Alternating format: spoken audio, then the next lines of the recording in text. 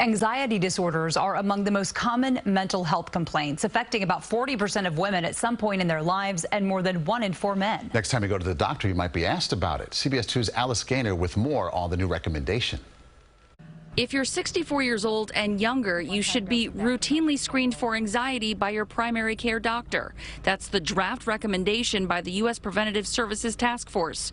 They say it's for adults without symptoms and who haven't been diagnosed with a mental health disorder. A really crucial first step. That way we can destigmatize mental illness as well, because oftentimes, as someone who identifies as Korean American, as like a daughter of immigrants, like talking about mental health in like within the context of my family, with even my peers, can be really difficult. I cannot get over as a doctor how much physical illness comes about as a result of anxiety.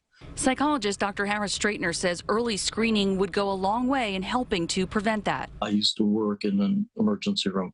How many people would come in and would have all kinds of stomach symptoms, and they'd work them up for an ulcer, and they would do, all kinds of invasive tests, but they wouldn't bother to ask them, are you having anxiety?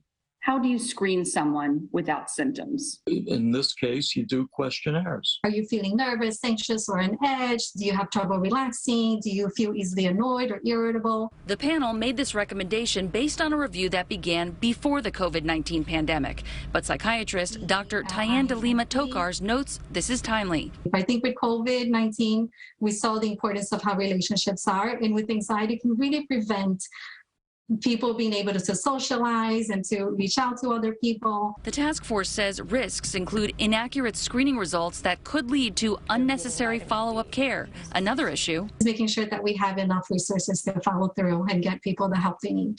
She says a good quality of life is the best gift you can give yourself. So if your doctor doesn't ask, bring it up during your next visit.